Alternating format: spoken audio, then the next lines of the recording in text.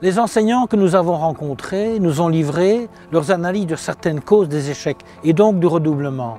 Ils pointent des causes liées à notre système scolaire, comme par exemple les façons d'évaluer, mais aussi les ruptures entre les niveaux d'enseignement, le maternel au primaire et du primaire au secondaire. Mais en particulier, ils pointent aussi la façon dont un enseignant se positionne par rapport à l'apprentissage et la réussite de ses élèves.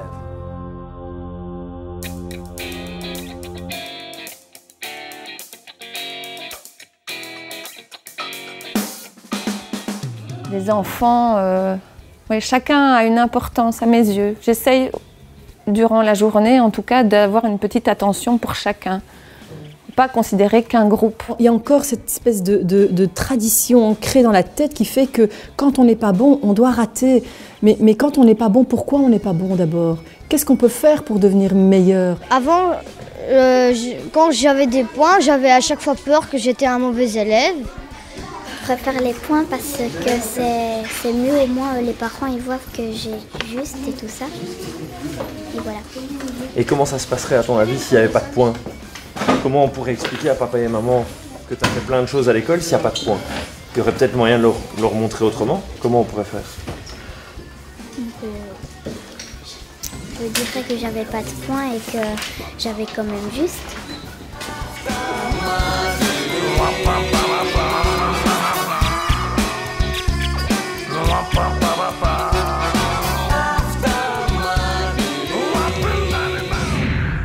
Pas simplement dire aux enseignants on arrête de faire redoubler.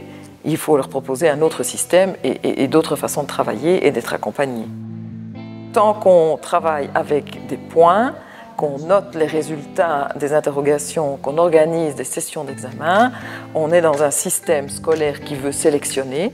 Supprimer les points, ça veut dire mettre autre chose à la place parce qu'on évidemment, toute formation s'accompagne d'évaluation. Nous sommes incapables de mettre une cotation chiffrée correcte pour tous les enfants sur une évaluation quelconque.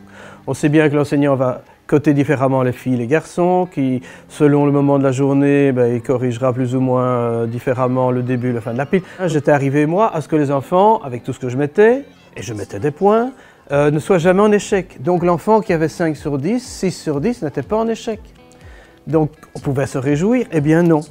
Ce n'est pas vrai. Quand on a 5 ou 6 sur 10, et on voit que tous les autres ont 8, 9 ou 10, on se dit, purée, je suis le plus con de la classe. Le fait de ne plus mettre des points permet enfin d'arriver à l'égalité. Les enfants sont égaux. Il n'y a plus de bons et de mauvais élèves. Et donc, le fait qu'il n'y ait plus de bons et de mauvais élèves, il n'y a plus de compétition entre eux. Alors, c'est quoi réussir? Réussir, est-ce que c'est avoir les points? Est-ce qu'avec 50%, je peux estimer que je maîtrise un savoir, une compétence? On leur fait amalgamer l'idée de réussite avec celle d'apprentissage. Alors c'est vrai que c'est rassurant aussi pour les profs de se dire j'ai la moitié de ma classe ou les 3/4 de ma classe qui ont réussi parce qu'ils ont plus de 50% et ce serait perturbant si on pouvait faire passer de classe que les élèves qui ont plus de 75%. Mais en même temps, ils n'ont pas réussi s'ils ont 50%. Moi, mes élèves qui, en lecture, arrivent à 50% parce qu'ils arrivent à repérer par exemple les noms des personnages, mais que quand dans un petit extrait on parle d'un automobiliste, qu'on dit après que c'est le chauffeur de la voiture et puis qu'on dit que c'est un homme et que j'interroge pour savoir combien il y a de personnages, on me dit qu'il y en a 3, alors que c'est le même personnage, cet élève il n'a pas compris.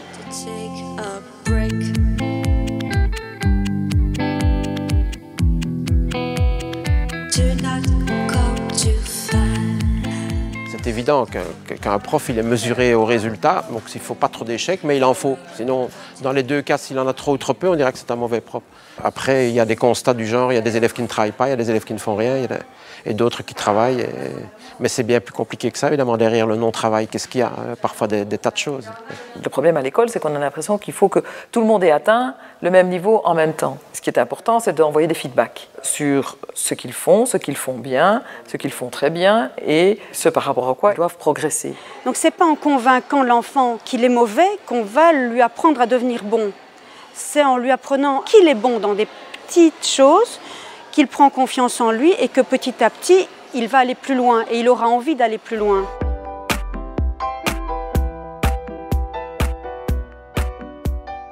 La transition est difficile parce qu'en fait, en maternelle, comme vous l'avez vu dans les classes, on travaille encore avec des classes très ouvertes, avec des classes ateliers où les enfants peuvent bouger, peuvent encore avoir un côté très ludique. Et puis souvent, dans beaucoup d'écoles, on passe dans un carcan beaucoup plus strict où l'enfant doit être assis, écouter, c'est pas le même rythme et l'enfant est un peu perdu, quoi. En troisième maternelle, on ne leur dit pas attention, l'année prochaine, vous allez devoir vous asseoir et donc vous devez commencer à apprendre. Non, ça ne se passe pas comme ça. On ne leur met pas du tout la pression, en tout cas dans cette école-ci. Quand on demande à un gosse ce qu'il a fait de sa journée, il dit « j'ai joué ». Pourtant, en jouant, il a appris toutes sortes de choses. Et en première primaire, ici dans cette école en tout cas, les enfants jouent encore énormément et travaillent énormément en atelier, construisent, réfléchissent ensemble. Chaque enfant a un développement psychologique différent, on n'apprend pas tous les mêmes choses au même âge, donc il est vraiment difficile de dire en troisième maternelle, voilà, l'enfant manque de maturité. Nous partons du principe de donner la chance à l'enfant d'aborder sa première primaire avec tous les éléments que la titulaire de troisième maternelle a relevés, qui va pouvoir aider le titulaire de première à pallier au manquement. On discute des élèves, mais je n'ai encore jamais entendu qu'on nous reproche lui, il n'est pas assez bien préparé pour être dans ma classe. On se prépare tout au long de sa vie, on évolue, rien n'est figé, il a tout le temps pour apprendre. Mes collègues de primaire se rendent compte de ce qui se passe ici parce qu'ils ont eu l'occasion régulièrement de venir dans nos classes en fait. J'ai la chance d'avoir une équipe au premier degré qui travaille aussi par atelier. Il y a des moments où effectivement ils doivent être concentrés parce que la lecture demande beaucoup de concentration, mais il y a aussi des moments qui sont laissés aux ateliers et à l'individualisation des tâches. Pour qu'un enfant évolue correctement, il faut absolument qu'il y ait de la continuité au sein de toutes les classes. La première maternelle a autant d'importance que la sixième primaire qui, elle, justement, a le CEB en fin d'année. Mais c'est tout aussi important parce que les bases, elles sont là.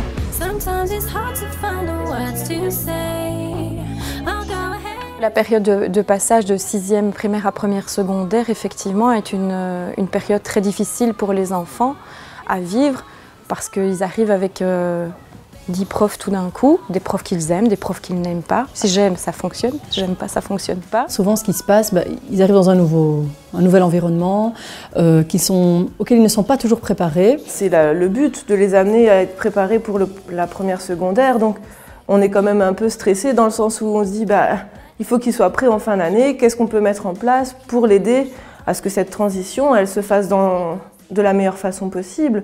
On est obligé de vérifier à un moment s'ils savent se débrouiller vraiment seuls. Et en secondaire, même s'ils n'ont pas compris une notion, s'ils n'osent pas aller le demander au professeur, ils vont savoir se débrouiller seuls en se disant je ne sais pas faire ça, mais en cherchant, je vais y arriver. Le problème, c'est qu'on travaille beaucoup individuellement, malheureusement. Et le fait de ne pas travailler collectivement empêche une certaine cohérence dans l'enseignement qui est donné à cet enfant. On a le programme qui est commun. Donc nous, on a la fin du programme qui va jusqu'à la fin de la première secondaire. Mais effectivement, il n'y a pas assez de moments de rencontre entre les titulaires de sixième et de première secondaire. Ça manque de communication. Pour le moment, ils essayent aussi de travailler davantage en degrés. On ne fait plus doubler en première parce que ça devient aberrant. L'élève qui double sa première et qui la redouble ensuite, il passe quand même en deuxième générale.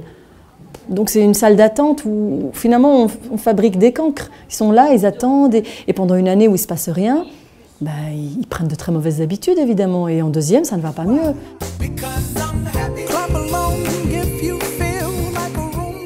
L'école d'aujourd'hui, en tout cas dans la réalité dans laquelle je vis au quotidien, je ne peux pas me comporter en professeur tout-puissant qui dispense un savoir sans tenir compte de l'enfant. Moi, en tant qu'enseignante, je vais essayer d'être un peu cette espèce de médiatrice entre ce que je dois t'enseigner qui est issu du programme et toi, l'élève. On ne se pose pas trop la question de « j'enseigne, mais est-ce que les élèves que j'ai devant moi apprennent quelque chose ?» C'est quoi apprendre? Apprendre, est-ce que c'est ingurgiter ce qu'on me donne?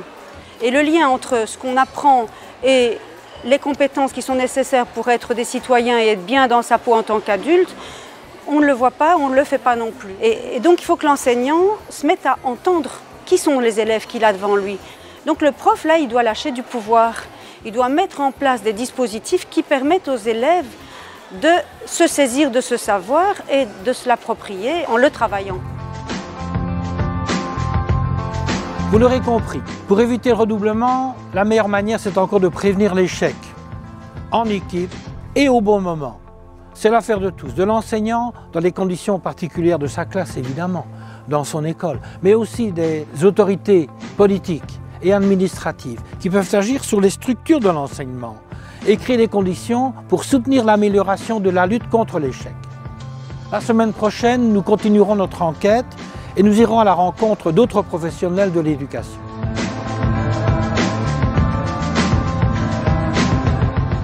Ça m'est arrivé comme professeur de dire oui, cet élève-là peut passer de 5e en 6e, même s'il est en échec chez moi, mais en fin de 6e, on retrouve le même constat. Qu'est-ce qu'on a fait, qu'est-ce qu'on a mis en place pour que le gamin puisse balayer cet échec? Les élèves qui sont dans une situation d'échec répété apprennent à être en échec et se soumettent très bien à ça, ou se révoltent d'une certaine manière, mais qui n'est pas la manière dont l'école attend cette révolte. Bien sûr, on pourrait dire que l'enseignement qualifiant, l'enseignement technique, etc., c'est très bien aussi parce qu'il faut des bons mécaniciens, etc., etc. Le souci, c'est que l'école technique et professionnelle n'est pas un choix positif pour devenir mécanicien ou pour devenir plombier. C'est le plus souvent une relégation et d'ailleurs souvent le résultat de redoublement ou pour éviter des redoublements. Valoriser les métiers techniques, ça demande aussi que monsieur et madame tout le monde n'ait pas toujours pour son enfant le projet de l'enseignement général et ça reste le nirvana pour les parents.